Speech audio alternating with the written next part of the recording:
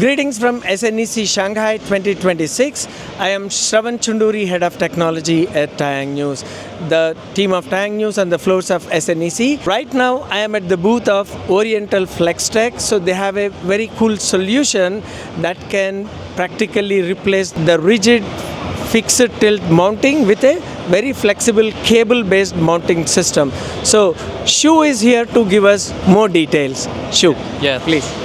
thank you. Hello, everyone. I'm from Oriental FlexTech. My name is Shu. So we specialized in flexible mounting system.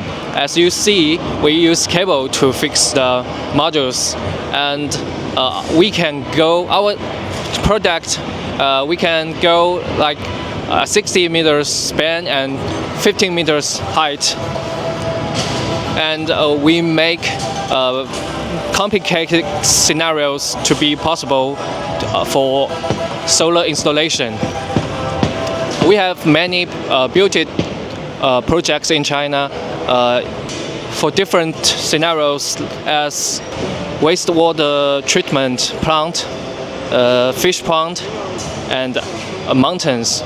We think this is really good new solutions. Even we think it can be a replacement for the traditional rigid mounting system.